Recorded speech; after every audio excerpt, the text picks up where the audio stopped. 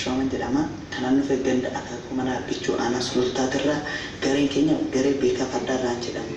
Baay'ee namatti tola. Egaa kabajamtoota daawwattoota keenya akka ijoollee kanaa wal bartanitti ijoolleen kun umurii daa'imummaa isaaniitiin dandeettii eeguu fardaa kan qabu.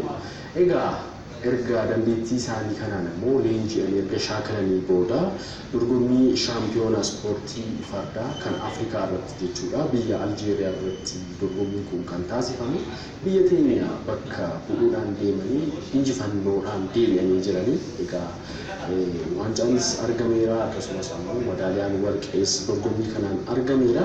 Egaa isinis yaadattu miidiyaaleen garaagaraa oduu kana isin biraan gahaa ture. Egaa gaafa achii deebi'anii dorgommiirraa gaafa deebi'anii simannaa bareedaatu isaaniif taasifame. Hooggantoonni akkasumas immoo egaa uummanni baheetu isaan simateera.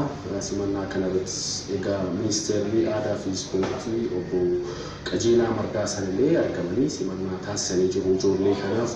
Egaa simannaan kun ammoo kan taasifame yeroo jalqabaatti ijoolleen kun gara biyya Aljeeriyaa deemuudhaan dorgommii shaampiyoona ispoortii fardaa kanarratti hirmaachuudhaan biyya Aljeeriyaa irratti injifatanii deebi'aniiru. Kan injifannoo kana ammoo argamsiisee gidduu jira kan medaaliyaa warqee kana kan badhaafame Faxxanaa Tashoomaadha. Mee isumarraa jalqabna Faxxanaa. Dorgommii